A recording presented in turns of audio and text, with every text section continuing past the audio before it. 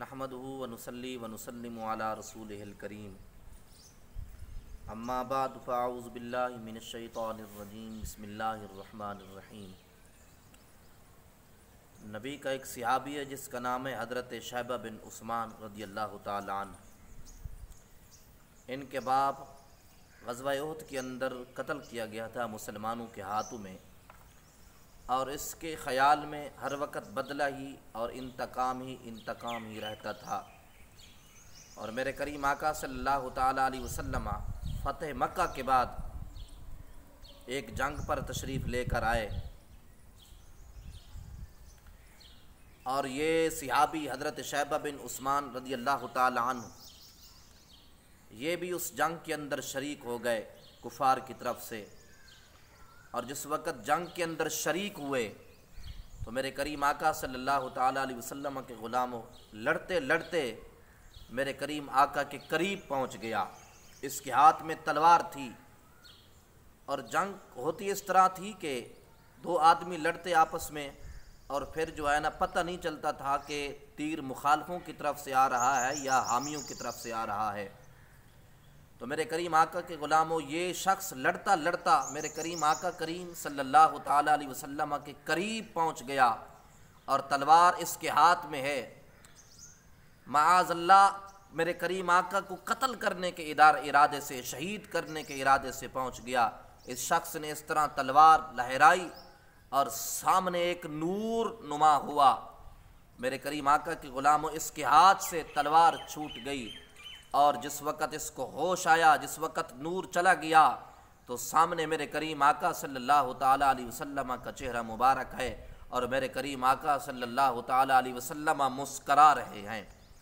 تو میرے کریم آقا نے اس کو ہاتھ کے اشارے سے بلایا، زبان سے نہیں، میرے کریم آقا نے ہاتھ کے اشارے سے بلایا، اور یہ کہتے ہیں کہ پتہ نہیں چلا کہ میں مصطفیٰ کریم کے قدموں کے اندر تھا، اور میرے کریم آقا نے 3 تھپکیاں مجھے دل پر، میرے سینے پر ماری، اور یہ پیار کی تھپکیاں تھی۔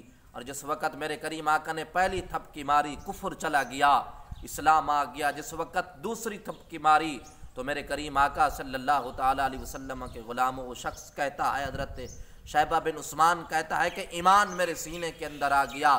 اور جس وقت تیسری تھپکی میرے کریم آقا نے ماری تو محبت رسول بھی میرے دل کے اندر آ گئی، اور جس وقت محبت رسول میرے دل کے اندر آئی تو میرے کریم آقا صلی اللہ تعالی علیہ وسلم نے تلوار تھمائی میرے ہاتھ میں، اور میرے کریم آقا نے فرمایا کہ اب میری طرف سے تو جنگ لڑ۔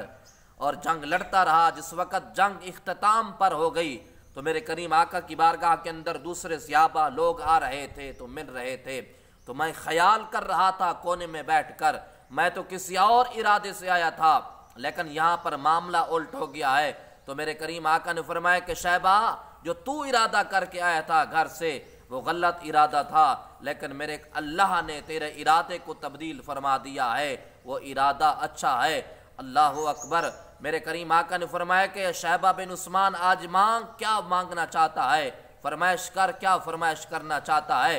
عرض کرتا ہے یا رسول اللہ میری ماضی والی زندگی بڑی گناہوں والی زندگی ہے، بڑی بدکار والی زندگی ہے، میرے لیے دعا فرمائیں کہ اللہ میری بخشش فرما دے۔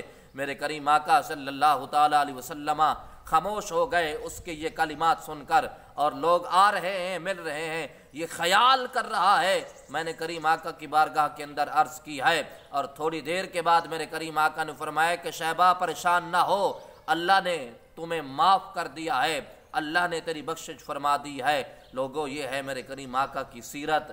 آیا تھا قتل کرنے کے لیے، نبی علیہ الصلوۃ والسلام کو شہید کرنے کے لیے، لیکن جس وقت حضور کا کردار دیکھا، حضور کا اعلیٰ اخلاق دیکھا، قدموں میں گرا، اور اسلام کا ایک عظیم سپہ سالار بن گیا کہ محمد سے وفا تو نے تو ہم تیرے ہیں، یہ جہاں چیز ہے کیا لوح و قلم تیرے ہیں۔